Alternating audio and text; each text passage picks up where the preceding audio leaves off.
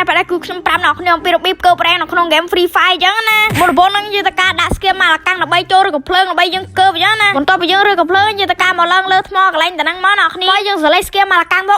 ម៉ែដល់កប់ស្រីយកតែម្ដងអ្នកគ្នាបាទ Oh my god ឥឡូវកុំសាំតប៉ែយូរយើងចូលដល់វីដេអូធ្វើតាមគេតែម្ដង let's go បាទឥឡូវនេះគឺខ្ញុំបានមកដល់លើដបូលពេកឯណាគ្នាបាទហើយបើសិនមកបងចង់ដាក់ដល់មក QK ដែលមានតម្លៃធូរបងប្អូនអាចដាក់បាននៅខាង Liza for you store តែនេះសុវត្ថិភាព 100% នឹងលឿនដូចផ្ទះតែម្ដងអ្នកគ្នាហើយគ្នាយើងដាក់អាដុំ QK នៅក្នុង website របស់គាត់បងប្អូនដូចជាជួយ support ខ្ញុំតែម្ដងអ្នកគ្នាឥឡូវយើងក៏លេចមកមើលវីដេអូយើងវិញអ្នកគ្នាឥឡូវនេះយើងឧទាហរណ៍តែយើងនឹងកំពុងតែដើរឬក៏ភ្លើងហើយយើងចង់ត្រឡប់ទៅកន្លែងកើបយើងវិញអញ្ចឹងណាឥឡូវយើងទៅការឡើងលើថ្មនៅមកអ្នកគ្នា1 2 3ម៉ែដល់កប់ស្រីយកប្រយ Oh my god